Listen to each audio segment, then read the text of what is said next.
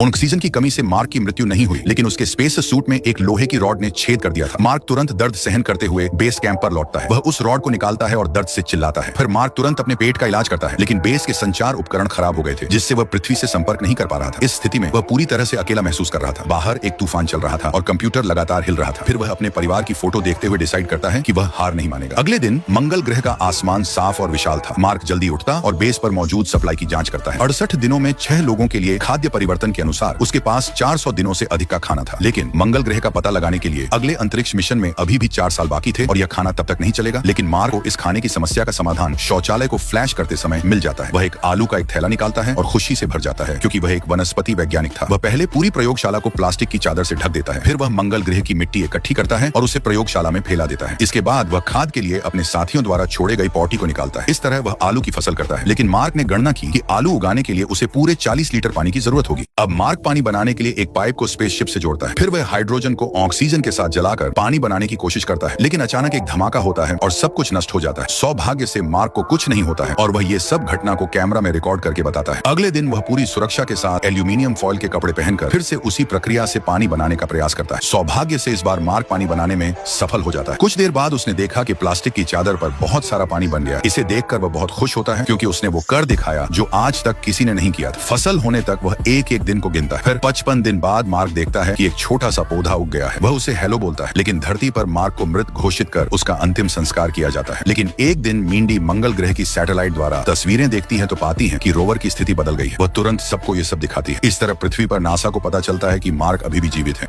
Mark को जिंदा धरती पर वापस लाने का विंसेंट मीडिया से वादा कर तो देते हैं, लेकिन उन्हें खुद नहीं पता कि जिंदा धरती पर कैसे वापस लाया जाए। अब जब वादा कर दिया तो मार्क को बचाना एक पूर्व निष्कर्ष बन जाता है। फिर वे सबसे पहले मार्क के लिए खाना भेजने का फैसला लेते हैं, लेकिन एक अंतरिक्ष यान को बनाने में लगभग 6 महीने लगते हैं और जब तक ये मंगल ग्रह पर पहुंचेगा तब तक शायद मार्क भूख से मर चुका होगा। लेकिन उन्हें क्या पता कि मार्क ने पहले ही बड़ी मात्रा में आलू की फसल कर ली है। मार्क द्वारा लगाए गए आलू से भरपूर पैदावार हुई है, पूरे 400 पौधे। वह बड़े आलू को खाने के लिए कलेक्ट करता है, जबकि छोटे आलू फिर से फसल उगाने के लिए दफन कर देता है। फिर मार्क सोचता है कि उसे स्पेस एजेंसी से संपर्क करना चाहिए। तभी मार्क को 1997 में मंगल ग्रह पर भेजे गए पाथफाइंडर की याद आती है। वह जल्दी ही मैप के उसकी लोकेशन देखता है और ढूंढने के लिए निकल जाता है। इस बीच पृथ्वी पर अंतरिक्ष एजेंसी को भी उपग्रहों के माध्यम से मार्क की इस गतिविधि का पता चलता है। मार्क की इस गतिविधि का पता लगाने के लिए मिंडी एक नक्शा निकालती है और उसे उस दिशा में नापती है जिस दिशा में मार्क जाता है। अंत में पता चलता है कि मार्क क्या कर रहा था। अब मार्क क्या कर रहा था पता चलने के बाद वह जल्दबाजी में गोदाम में गया और पाथफाइंडर की नकल देखता है। उसी समय मार्क को पाथफाइंडर भी रेत में मिलता है। फिर मार्क पाथफाइंडर को प्रारंभ करता है और थोड़ी देर बाद पाथफाइंडर का कैमरा चलने लगता है, क्योंकि वह पृथ्वी के पाथफाइंडर के कैमरे से कनेक्ट हो जाता है। हालांकि संचार प्राप्त करना बहुत कठिन साबित होता है, लेकिन मार्क इसका समाधान निकाल लेता है। वह कुछ सफेद पट्टियां कलेक्ट करता है और फिर उन पर अंग्रेजी में एक मैसेज लिखकर कैमरे के सामने रख देता है। मार्क के मैसेज का जवाब देते हुए मंगल ग्रह पर कैमरा घूमने लगता है। इस प्रकार मार्क सफलतापूर्वक अंतरिक्ष एजेंसी के साथ संपर्क स्थापित करता है। संचार की दक्षता बहुत धीमी होती है, क्योंकि प्रत्येक तस्वीर को प्रसारित करने में आधे घंटे का समय लगता है और एजेंसी केवल हाँ या नहीं के साथ जवाब दे सकती है। सामान्य रूप से संवाद करने के लिए मार्क एक वर्णमाला चार्ट बनाता है और इसे पाथफाइंडर के चारों ओर रख देता है और इससे संपर्क करना आसान बन जाता है। लेकिन जब धरती पर लौटे रहे मार्क के साथियों को पता चलता है कि मार्क अभी भी जिंदा है तो वे बहुत दुखी होते हैं, क्योंकि उन्हें लगता है कि वे उसे जिंदा छोड़ आए। लेकिन सौभाग्य से जब से मार्क अंतरिक्ष एजेंसी के संपर्क में आया है, उसके हौसले दिन ब दिन सुधर रहे हैं। मार्क लाइव स्ट्रीम करके आलू की फसल को दिखाता है, लेकिन उसी दिन मार्क जैसा ही दरवाजा बंद करता है